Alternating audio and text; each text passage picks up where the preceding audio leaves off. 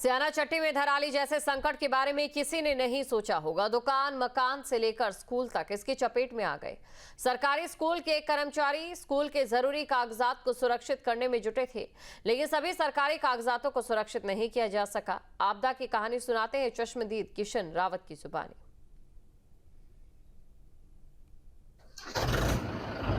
यमुनोत्री राष्ट्रीय राजमार्ग से सटे हुए स्याना चट्टी के पास बने अस्थायी झील में होटल, गेस्ट हाउस, सरकारी स्कूल की बिल्डिंग, पुलिस चौकी, ये तमाम वो चीज़ें हैं जो जलमग्न हो चुकी है। 24 घंटे के भीतर ही ये सब कुछ जो तस्वीर है ये सामने आई है। मैं खुद अभी इसी स्थान पर ही मौजूद हूँ और हमारे साथ कुछ लोकल लोग भी हैं, सरकारी स्तर से भी और प्राइवेट स्तर से भी। हमारे साथ एक जो यहाँ पे राजकीय उच्च माध्यमिक विद्यालय है, वहाँ के जो अध्यापक हैं वो उस समय मौजूद थे जिस समय झील का जलस्तर लगातार बढ़ रहा था। उन्हीं की हम जुबानी जानेंगे किस तरीके का उस समय माहौल रहा और क्या कुछ वो जो सरकारी कागजात हैं क्या बचाने में वो सफल हो पाए। जी अपना नाम बता दीजिए। जी, मैं किशन सिंह, कार्यालय सहायक, राव मावी, स्याना चट्टी। कल करीबन 21 तारीख को 3:30-4 बजे की घटना रही होगी। यमुना का जल स्तर काफ़ी ऊपर बढ़ गया था और जैसे हमको सूचना मिली कि पानी का जल स्तर स्याना चट्टी में काफ़ी जल भराव हो गया है, हम अपने रूम की तरफ से मैं सबसे पहले विद्यालय की ओर भागा। मैंने देखा कि विद्यालय में जो आवश्यक दस्तावेज होंगे उनको किसी तरह से बाहर निकाल लूँ, लेकिन जैसे मैं अपने विद्यालय के परिसर में पहुंचा तो उस परिसर में पानी का जल भराव हो चुका था। लेकिन थोड़ा बहुत करके हिम्मत करके मैं अपने प्रधानाध्यापक कक्ष में किसी तरह पहुंचा। सबसे पहले प्रधानाध्यापक कक्ष को जो भी कर्मचारियों के आवश्यक दस्तावेज थे वो सुरक्षित किए। उसके बाद कार्यालय कक्ष में जो हमारे वर्तमान समय के बोर्ड के जो भी दस्तावेज थे, परीक्षा संबंधित कुछ दस्तावेज थे, वो सुरक्षित कर पाए। और तब तक ज़्यादा जल भराव हो गया और पुलिस प्रशासन की तरफ से भी हमको फिर रोक दिया गया कि आप वहाँ से इधर निकल लो। लेकिन इसमें हमारी एक मंजिल बिल्डिंग तो पूरी जल भराव हो चुका है, जिसमें प्रधानाध्यापक कक्ष, कार्यालय कक्ष, लैब कार्यालय और पुस्तकालय, ये सब क्या है जल भराव से एकदम निपट गए। जो सरकारी जो दस्तावेज हैं कुछ हैं अभी वहाँ मौजूद जो अब कुल मिला के पानी के उसमें पूरी तरीके से गीले हो गए होंगे, नष्ट हो गए होंगे। बहुत सारे दस्तावेज हैं अभी भी, जैसे हमारे समाज कल्याण विभाग के द्वारा छात्र स्कॉलरशिप द्वारा कई हमारे छात्रों के डॉक्यूमेंट्स थे, वो भी वहाँ जल के भराव के कारण अस्त व्यस्त हो गए हैं। और बहुत सारे वो थे ऑनलाइन हमारे कई डॉक्यूमेंट्स थे, वो भी वहीं रह चुके हैं। और हमारे पुस्तक संबंधित कई वो थे, कंप्यूटर कक्ष था, कंप्यूटर भी वहाँ नष्ट हो चुके हैं। जब तक आप वहाँ पहुँचे तब तक आप आसपास में भी आपने देखा होगा कितना लगभग जल मतलब पानी में वो पूरा डूब चुका था। पूरा स्याना चट्टी लगभग ये लगा लो कि जितना भी मार्केट के पुलिस चौकी भी आधा लबालब डूब गई थी और स्याना चट्टी मार्केट में पानी एकदम घुटनों तक पहुंच चुका था। और स्याना चट्टी जो विद्यालय है उसके वो थोड़ा डाउन में भी है, वहाँ तो बहुत ज़्यादा पानी आ गया था, काफ़ी डूब चुका था। बिल्कुल, ये उस समय के चश्मदीद हैं जब अचानक से स्याना चट्टी जो अस्थायी झील है वहाँ का जल स्तर लगातार बढ़ने लगा और जिसका सबसे बड़ा कारण था गढ़गाड़ में जो मलबा और बोल्डर यमुना नदी के जल प्रवाह को रोकने का जिसने काम किया। उसके बाद लगातार स्याना चट्टी अस्थायी झील का जलस्तर इतना ज़्यादा बढ़ गया कि सरकारी तौर पर अगर देखें तो दस्तावेजों को नहीं बचाया जा सका गेस्ट। लेकिन ये जलमग्न के पीछे कब यहाँ से झील का पानी अपने जल प्रवाह में जाएगा, कब ये डिस्चार्ज पूरी तरीके से हो पाएगा, ये कहना जल्दबाजी होगी। हालांकि अब तक जिला प्रशासन की जो टीम यहाँ है, तकनीकी जो टीम यहाँ मौजूद है, उनके द्वारा ब्लास्टिंग यानी 5 ब्लास्टिंग कर ली गई है। और इसमें जो जिलाधिकारी उत्तरकाशी की तरफ से जो बयान जारी किया गया है उसमें साफ तौर से कहा है कि झील का पानी अब धीरे धीरे डिस्चार्ज हो रहा है, जो एक राहत भरी खबर भी होगी।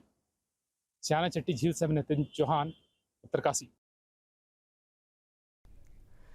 और चमोली के थराली में बादल फटने से तबाही का खतरा और बढ़ गया है। गदेरे और पिंडर नदी का जलस्तर बढ़ चुका है। नदी किनारे बसे ग्रामीणों में दहशत है। राड़ी बगड़ क्षेत्र में पानी का दबाव बढ़ रहा है। अफरा तफरी का माहौल देखने को मिला। सुरक्षित स्थानों की ओर लोग भागते नजर आए। ये उस दौरान की तस्वीरें हैं। आप देख सकते हैं कि रात को किस प्रकार यहां पर जब बादल फटता है तो लोग दहशत में आ जाते हैं। अफरा तफरी का माहौल देखने को मिला और लोग यहां पर सुरक्षित स्थानों की ओर भागते नजर आए। कभी जो रात को बादल फटा था, लाइव हम आप लोगों के कहां पे हैं, मैं बताइए, हम लाएंगे। दोस्तों यहाँ देखिए, बहुत अफरा तफरी का माहौल बन चुका है। प्लीज जो भी मेरी आवाज सुन रहा नहीं उठा रहा, आप बाहर आ जाओ।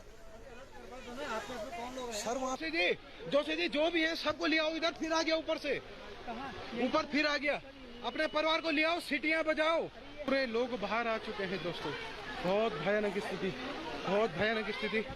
बहुत आ रहे हैं, रेस्क्यू टीम आ चुकी है। डीडी अब तक हमारी आवाज पहुंच रही है, तो प्लीज आइए, आप लोग सब एक जगह पे इकट्ठा हो जाइए। तो देखिए वीडियो भी सामने आया है और ये वीडियो बताने के लिए काफी है कि रात के समय जब बादल फटता है तो किस प्रकार की तबाही और किस प्रकार की अफरा तफरी यहाँ देखने को मिलती है। लोग यहाँ पर एक दूसरे को चिल्ला चिल्लाकर अपने घरों से बाहर निकलने के लिए कहते रहे। छोटे छोटे बच्चे भी आपको जरूर दिखाई देंगे जो कि अपने अभिभावकों के साथ, अपने माता पिता के साथ भरी बरसात में भीगते नजर आ रही हैं, क्योंकि इंसान ने विकास की वो मांग की है। वो अंतहीन विकास यहाँ पहाड़ों पर हो रहा है कि जो खाली जगह पहाड़ों के भीतर बन चुकी है, अब धीरे धीरे वो दरक रही है। बादल फटने के बाद ये तबाही और भी ज्यादा विनाशक हो जाती है। तस्वीरें आपके सामने हैं। इसके बाद जब सुबह लोग अपने आवास स्थानों पर पहुंचे तो देखकर मंजर हैरान हो गए। खबर पर अधिक जानकारी के साथ संवाददाता सुरेंद्र रावत हमारे साथ जुड़ चुके हैं। सुरेंद्र, इस समय सबसे पहले हालात के बारे में जानना चाहेंगे, क्या अपडेट और क्या तस्वीर? हाँ बिल्कुल, जिस तरह से देर रात जो थराली क्षेत्र है चमोली जनपद का, वहाँ पे एक लगभग 12 और 1 बजे के बीच जो अतिवृष्टि हुई थी, उसके बाद बादल फटने की कई जगह पे घटनाएं हुई थी, जिसमें जो राड़ी बगड़ थराली का जो मुख्य बाजार है और सिपड़ों जो गांव है, इसके साथ साथ अन्य जो कई गांव हैं जो बादल फटने की जो मलबा आया उससे काफ़ी प्रभावित हुआ। और जो सबसे ज़्यादा नुकसान हुआ है वो थराली में हुआ, जहाँ पे ये बताया जा रहा है कि जो एसडीएम आवास था और जो स्थानीय लोगों का दर्जनों घर ऐसे हैं जो मलबे की चपेट में है और कई वाहन मलबे की चपेट में आ गए हैं और 2 लोगों के लापता होने की बात कही जा रही है। तो बिल्कुल ये जो खबर है हैरान कर देने वाली है और परेशान करने वाली भी, खासकर तब जब धराली में हाल ही में ऐसी आपदा आई हो। इसके साथ ही कितनी इमारतें थी यहाँ पर, क्या उसका कोई अनुमान अभी तक लग पाया है? और कितनी इमारतें हैं जो कि ध्वस्त हो चुकी हैं या यहाँ पर क्षतिग्रस्त हुई है, और कितने वाहन चपेट में आए हैं मलबे के?